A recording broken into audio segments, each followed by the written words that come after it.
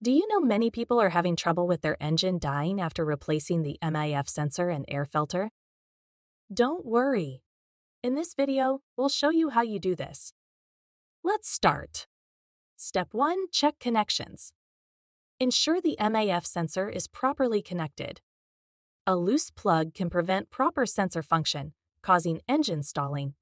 Step 2. Inspect hoses.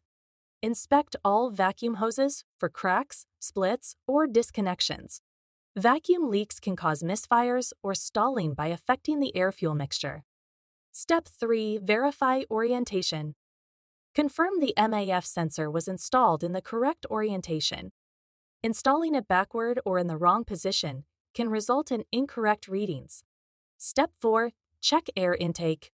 Examine the air intake system for blockages or disconnections.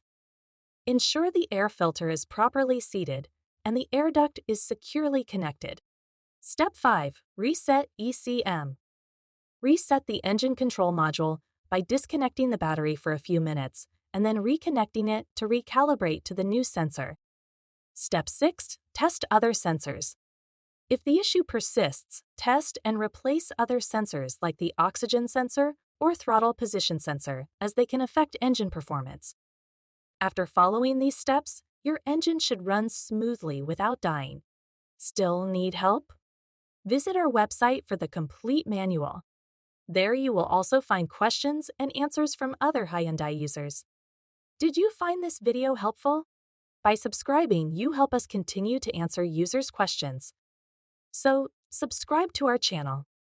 Thanks for watching, and see you in the next video.